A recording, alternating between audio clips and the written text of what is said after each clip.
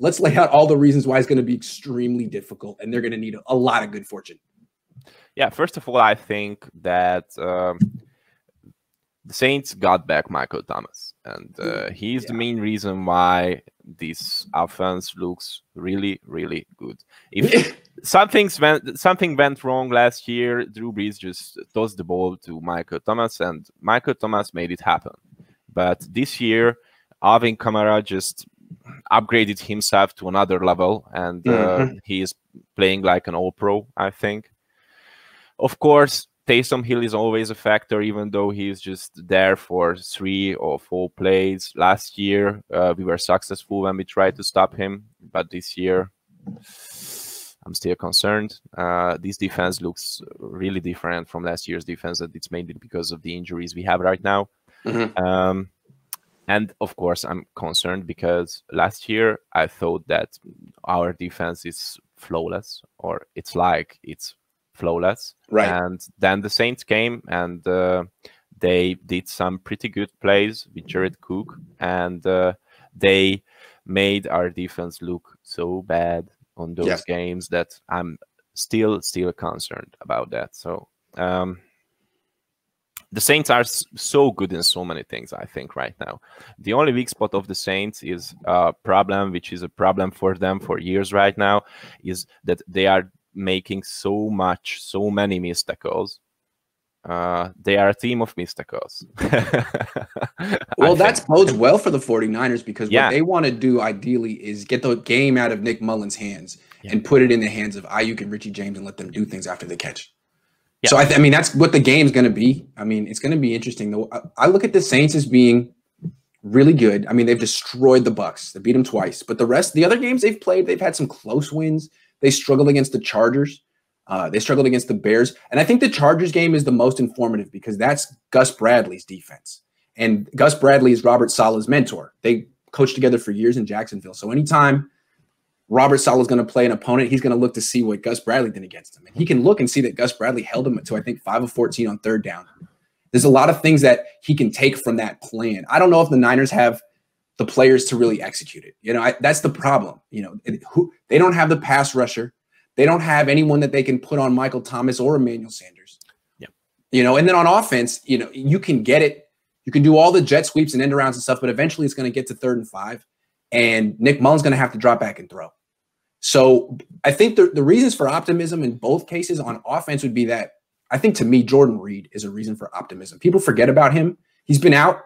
He didn't play much last week. But if you remember, week 1, he didn't play much either. He was coming off a limited training camp. They got his feet wet. Week 2, 8 targets, 7 catches, 2 touchdowns. I wouldn't be surprised if he was built into the game plan like that. Absolutely, I think. But the most interesting thing right now in the 49ers offense is how much of an impact Richie James had last week. And that's, I think of the impact that he made for Kyle Shanahan. Because if I were Kyle Shanahan, Kyle Shanahan, I would give so much more balls to Richie James. Agreed. And with the injury of Deebo Samuel and the fact that he's not going to play, I think, then maybe just give his snaps to Richie James. Agreed. See, to me, Kyle Shanahan is as good as his position players. He can really scheme around his quarterback. We've seen it for years. He can do it with Jimmy. He can do it with Nick. He turns them into quick passing distributors.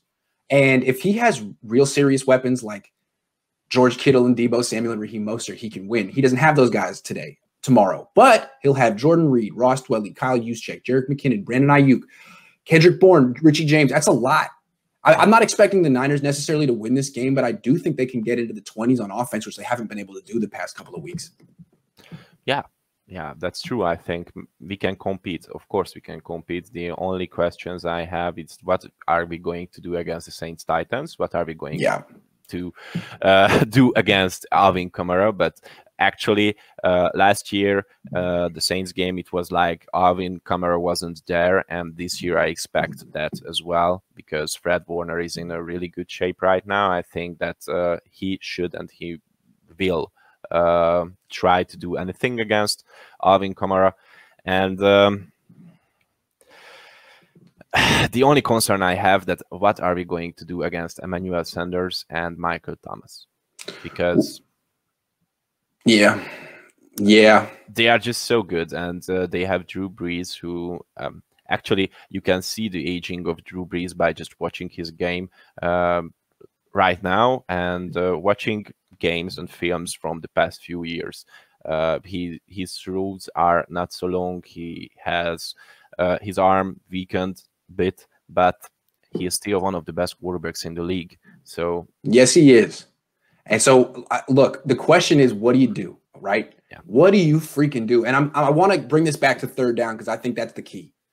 He gets to third down and it's 3rd and 4, and he can make the perfect 6-yard pass every time. So I went back to the Charger game from earlier. It was just a few weeks ago. They went to overtime and the Chargers lost. I wanted to see what Gus Bradley did on third downs, and what I saw, he mixed it up. He did a lot of different stuff, but he did a lot of 3-man rushes, which I thought was so interesting because you think against a Hall of Fame quarterback, you need to pressure him.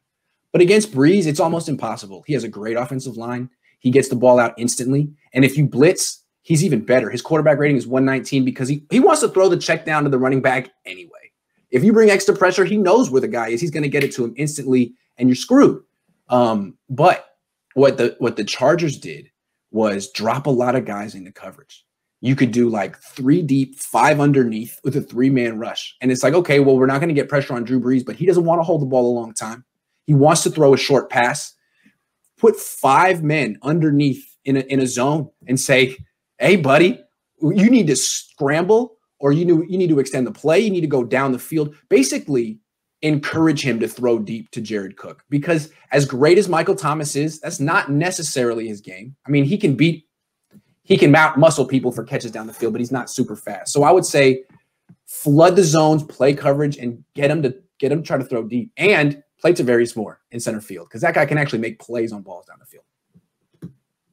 Absolutely. I think that's the only way we can do that right now. But even if we are doing that, I'm still concerned because last time when we have played against an elite receiver, it was DeAndre Hopkins. And what we did was, okay, Emmanuel Mosley did a lot of tackles, but after all, it doesn't count it because he put up tons of yards. And the only difference between these games is that you don't have to worry about Brees running. In fact, you'd almost encourage him to. You know, it's almost like going against Nick Mullins. It's like, dude, go ahead and scramble. We'd love to take a shot on you. And we know you want to stand in the pocket and distribute the ball quickly anyway. So we're going to drop 8 into coverage, and we're going to let Armstead, Javon Kinlaw, and Kerry Hyder take their time. And bull rush into you and do what they can. But really, dude, like if you want to, can you really match up with Michael Thomas and Emmanuel Sanders man-to-man? Maybe not. But if you know that they're going to throw these 10-yard passes, maybe you can take him away just by playing zone. I don't know. We'll see. It'll be interesting to see, because last year they just couldn't do anything to stop the Saints, and they had better players last year. This is going to be interesting.